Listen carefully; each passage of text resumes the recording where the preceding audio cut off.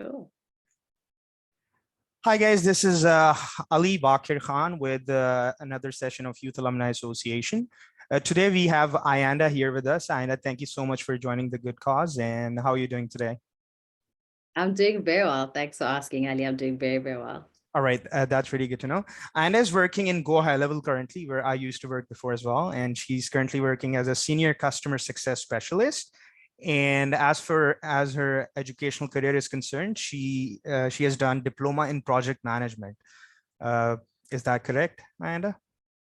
Yes, that is correct. I'm currently studying it, so I'll be finished with it pretty soon, but I'm currently studying with it. Okay, that's really good to know that, being a customer success specialist, obviously, you got to deal with different clients. You got to make sure that you're providing the right value of what they're using, because that's the definition of customer success, to provide value retention, if I'm not mistaken, right? For the products or services that they're using. So it's a job where you have to handle a lot of pressure, right? There might be clients coming in with a lot of aggression at times, and there might be those situations. But then there are situations in which you're really happy as well, and they praise you for what you're doing for them. So first question would be, how did you start off your career journey? How did you end up getting in Go High Level? And can you please explain a little bit about who Ayanda was when she was a child, and how did she come to this level where she is right now? Yeah, great. Thank you again so much for having me. And thanks for great questions. So, to go back, I started off, I'm a child, there's three of us. So I'm the middle born. And in my home, my parents did everything that they could to sort of just make sure we had one of the best educations that they possibly could give. So I went to school, I studied, finished the primary school, went up to high school. I was actually pretty adamant in becoming a lawyer for many years. I decided I'm going to study law, I'm going to be a lawyer. I wanted to be a lot like my aunt, who's my mom's bigger sister. And as I got older, life changed. My parents' financial situation changed. And by the time I was in my final year of high school and was getting ready to go to varsity, my parents couldn't afford for me to go to university. So my older sister said to me, you know what? The reality is that we're going to have to figure it out. So how about you start working and let's sort of see where it goes. So I started just waitressing, and from waitressing, I then got a really cool opportunity to work for a national bank in South Africa called Capitec Bank. Okay. And they wanted some what they call brand ambassadors back in the day. And essentially, they'll just, you'd stand outside at a promotion and sort of get people to sign up to be part of the bank. So I started in that way. That was my first, I suppose, walk into corporate life or work in a real working environment, because I was working for a bank. Okay. I subsequently found my husband there too. So I ended up finding the love of my life there. And that's so really I started working. Okay. So from there, I started working in the bank. In the bank, I started to grow. So I went from being an ambassador to being a service consultant. And then I became an assistant branch manager. Nice. So working very closely with customers and working up front with them, sort of became my passion, because I was always front in line, always there to, answer questions, always there to help. And back in then, a few years ago, the idea of customer success wasn't there. A lot of the time it was just referred to as customer service or customer support. It was all sort of like bucketed into one sort of thing. There wasn't really quite a clear route on what customer success meant versus what customer support meant versus what customer service is. So I was also always kind of in the way of, I didn't really care for the technical bits of like how to help somebody, like on a technical specific thing, but I'm always very great at, creating that relationship and figuring out proactive ways to solve things. So in my journey being in the bank, I started realizing, maybe I should be more into working one-on-one with people instead of just working with dozens of clients at a time. So I got a really great opportunity. One-on-one in B2B sense, or was it that business to customer? Business to customer. So in the bank was business to customer, but I mean, in the bank, you're getting dozens. I mean, you could get like 500 people coming in a day. So there's not really much time of, really connecting, but rather than, helping them, getting the service that they need onto the next, because, nobody wants to spend the whole day in the bank, right? So it's, it's a little small connection, but not too much. And I really enjoyed the part of connecting with people, finding out how they're doing, how can I better their experience.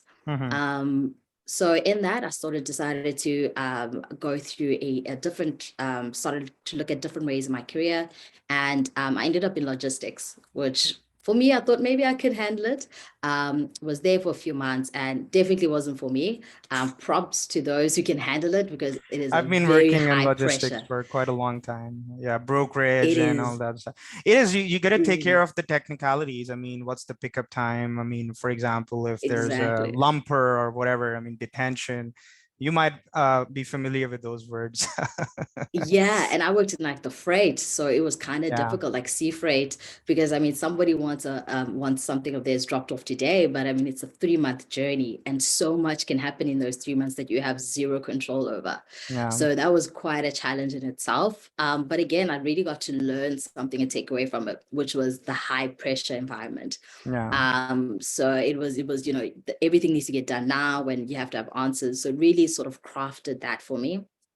Um, After a while, I was like, okay, this is definitely not for me. And then I got approached by a company in Cape Town. And at that time, I was still in the Eastern Cape. And in Uh-huh. Cape Town, there was a That's the company called capital Prodigy of South Finance. Africa, if I'm not mistaken, right? Cape Town. Johannesburg is, Oh, yeah. So Johannesburg. yeah, Yeah. Johannesburg, well, actually not Johannesburg, Pretoria is known as Tshwane now. Mhm. But Cape Town is a very big, one of the biggest cities Yeah, I mean, in I don't know South for some Africa. reason because South African cricket team is really famous in South Africa as well. Because I mean, Yes. whenever they visit, I don't know if they've visited Pakistan when did they last visit, but we guys know South Africa because of your cricket team. And Cape Yeah. Town is a word that we're really familiar with. But okay, that's a Yeah. good thing that I just learned today that it's Johannesburg. Is that correct? It's actually Pretoria, which is just outside of Johannesburg. It's Pretoria, but it's So also it's known different. as Tshwane. I mean, what's the exact Completely different. capital? Like, are there different capitals or It's is there? Pretoria. I got it. Pretoria is the Pretoria. capital of South Africa. Okay. Cape Town is a very big tourist place, a very huge city, a Tourist place. So beautiful that is why city. it's the most Yeah. famous one. Okay. Yeah, Perfect. that's why a lot of people know everything that's about South Africa. They always tend to know Johannesburg or they know Cape Town. Yeah, Those are Cape the two Town is big something ones. that's in my mind, and it always has been. I mean, I so would love to visit South Africa sometime, and you know, would love to visit Cape Town and all those places that I've heard of. So yeah, go Yeah, ahead. you should. Absolutely beautiful. So I got approached by a company in Cape Town. They're called Prodigy Finance, and what they do is that they were a startup back then. That was around 2015. And Hmm. what they do is that they give student loans to students who are looking to get their postgraduate in the top 100 schools. So the Okay. guys who are looking to do their MBAs in Yale, in Oxford, those are the kind of schools that they were dealing with, and Hmm. international students needing that. So they were a startup. So I wasn't quite familiar with the startup industry. I wasn't really quite understanding of how it would work. Because again, I'd come from banking to logistics, which are quite, corporate, very structured. And I got the opportunity in 2015 and I worked with them. It Okay. was absolutely so insightful. I learned a lot. I grew a lot in that space. And I think that's where I sort of got to be able to then understand between customer support, customer success, and just sort It's of really what it different. means. People don't know. Yeah, can you please explain and elaborate the youth out there who Yeah. wants to actually pursue the career in customer success or customer service? I mean, at one point of time, when you're good in communication and when you know how to interact with customers, one basic differentiation regarding customer support and success. I mean, of course, I know that because I've been working at both levels, but I'd like you to throw some light upon the fact so that people out there know what career to choose and what's the difference exactly between both. Yeah, 100%. So for me personally, and just from my experience, is that when I rocked up in there, I started doing customer support. And customer support is honestly, you want to look at it in a way that that's where you are the team that helps a client with a very specific thing. Mhm. And it's also more of the technical basis of stuff. So if you're providing a service, you'd be possibly helping them understand how to get the service, what to troubleshoot with that service. Same thing with if it's a product. Okay. So it's really understanding the technicalities of it and really resolving the exact now issue. Whereas in customer success, you're really looking at things proactively, how Mm. to exactly make sure that this experience for a customer is as clear and it is as enjoyable as possible upfront. Mhm. And sort of creating that connection, because once somebody walks in, they should be having a good experience so that you could create that long lasting relationship. Yeah. right? And Yeah. that's the customer success sort of comes in.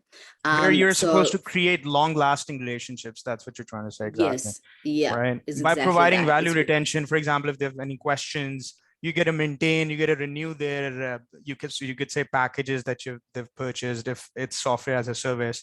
So it's a really Yeah. hectic job. How do you manage that? Honestly, it really it takes some time, I must admit. It was also trying to sort of figure out, what skills do I naturally have that I could bring to it. That was really one of the biggest things that I had to learn that was quite insightful for me. And to manage it, I've realized is that a lot of the time, a customer knows exactly what they want. Okay. And sometimes all you have to do is also put yourself in their shoes, right? You're a customer to somebody on your day to day as well. So I always try to be as relatable as possible. I always ask questions because a lot of the time people assume when someone comes in and say whether they're frustrated or they're happy and they make a comment, somebody really sort of wants to run with it. It's always good to sort of ask that person or that customer initially, how is it that, like, what happened exactly? How can I help you? Acknowledge what they're bringing Acknowledge the forth. concern that It's they that, have. That's the yeah, first step. Yeah. acknowledge that concern, acknowledge whether it be good or bad, acknowledge when somebody says something good, and say thank you, I appreciate you for saying those kind words. Same thing Yeah. with acknowledgement. If it's something bad, acknowledge so that you can try understand exactly what it is they need help with, and not assume if somebody emails and says, hey, I need a trial extension, for instance. If you're in a software industry, you probably hear that all the time. In high level, it In a happens a trial lot. Yeah. all They the want. time. I need, yeah. It's like, hey, I just would like a trial extension. It's always good to let them know that, sure, I'm happy to help with the trial extension. Is there a particular reason why you need it? Yeah. 9 out of 10 times you find that someone is just like, you know what, I haven't gotten to I didn't get understand the enough time platform. to actually go through that, and while it's Exactly. ending, they so want to go ahead and explore. And then depending on the situation, obviously, you can get approvals and just go ahead, and talk to them like Yeah. that. Or you Yeah, could simply say, you know what, I'm free right now. Let's hop on a call. Let me walk you through it. And once you've sort of given them a quick onboarding or quick glance and sort of guide them to find out the resources where they could even learn on their own time, they immediately don't even need that extension. Within a couple of days, they are a paying client. And just like that, you've connected with somebody and you've created a mhm. long-lasting relationship.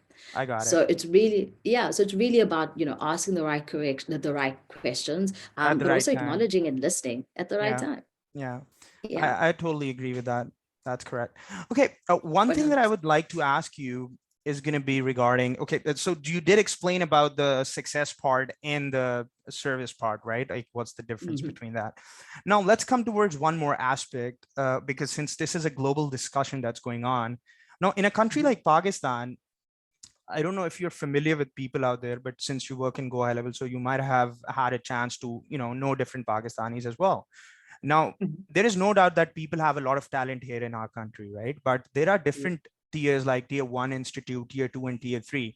Similarly, I've got few friends in Africa, the whole continent. I'm not specifically going to name South Africa, but I've heard like people like you. I'm really impressed by the background that you have. I see you speaking really well. You've got a certain knowledge of your career journey, which clearly indicates the fact that you've been through a career journey that was pretty right, clear. You knew about your Yeah. goals, you knew what you wanted to become, and then yes, of course, everyone does explore things. What do you think in South Africa or African continent? I don't know if you've traveled much. What are the problems that you guys are facing when it Yeah. comes to career counseling?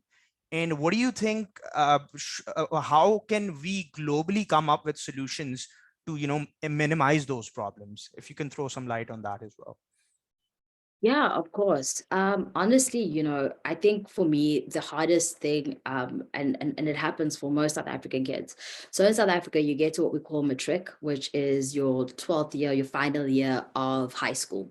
Okay. And after you in that final year of high school, you then need to, you've already applied to start going to university or you're going to go to a college. Now, the problem with that is that a lot of the studies that you do in high school have no real direct impact on what you're going to learn in university. And you're still quite young. I mean, you're 18 years old and you're expected to make a pick of a school or study that you're going to take for the rest of your life without really understanding what that looks like. Yeah. And once you get to university, there's so many questions, so many things that you still don't really quite know. And yet you're also just learning and growing as an individual.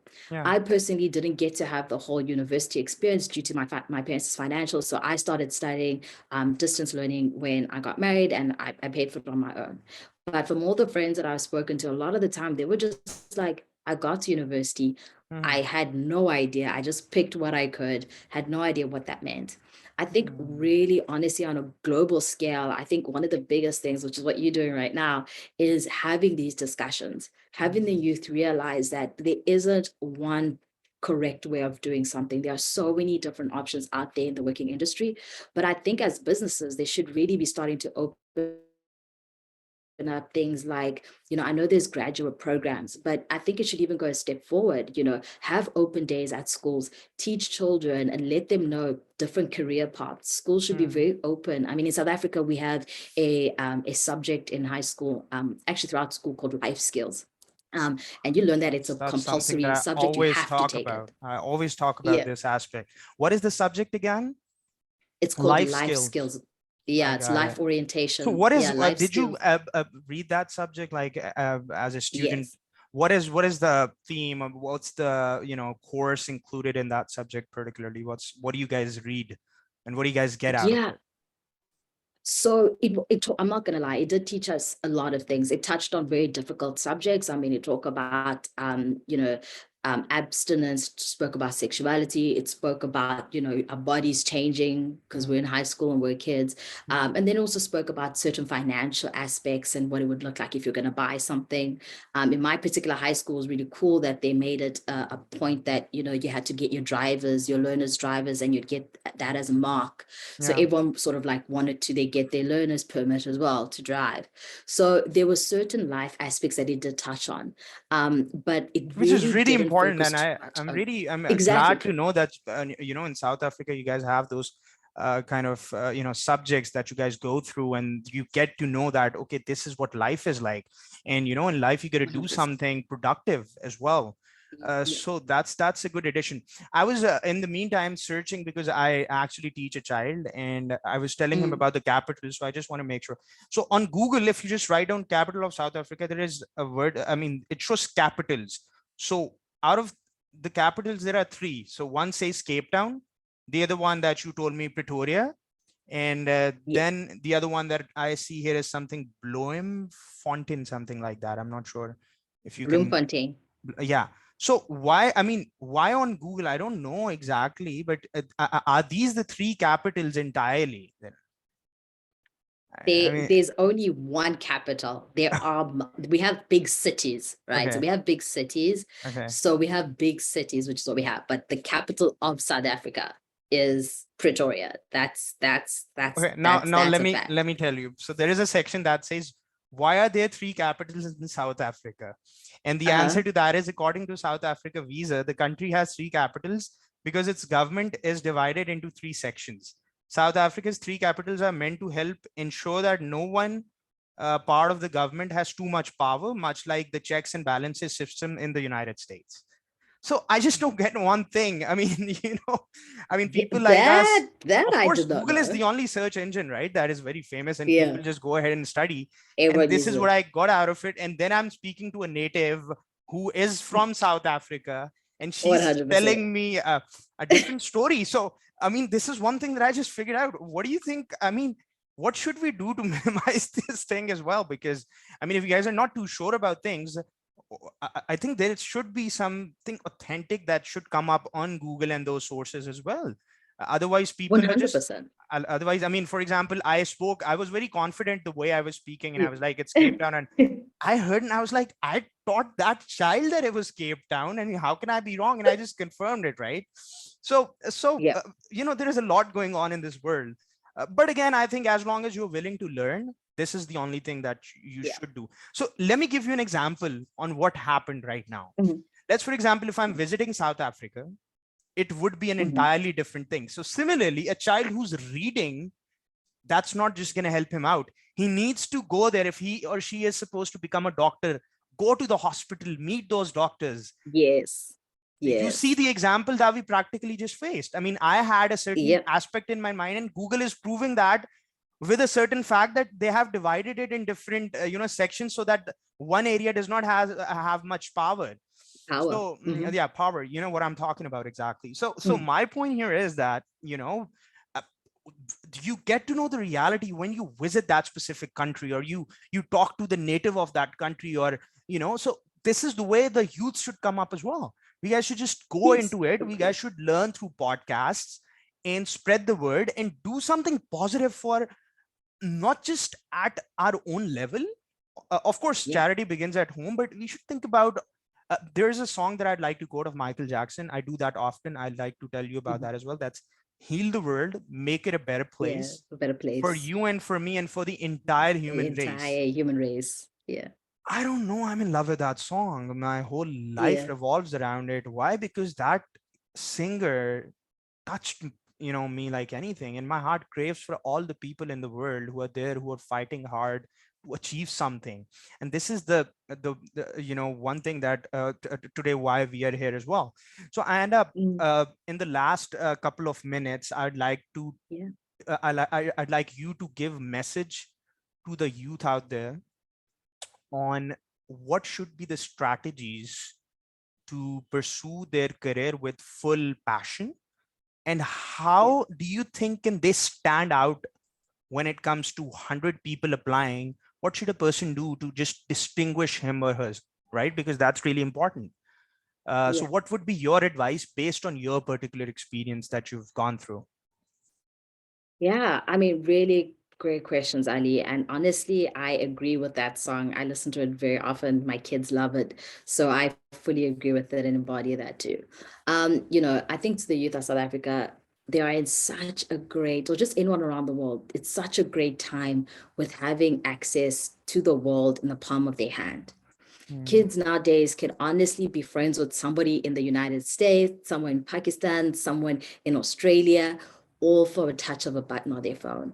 I think the youth really, really needs to call to action to their teachers. If you're having life sciences, ask your teacher proactively as students, request for career guidance, because you don't know what you don't know. And if you don't ask for it, it will not be given to you.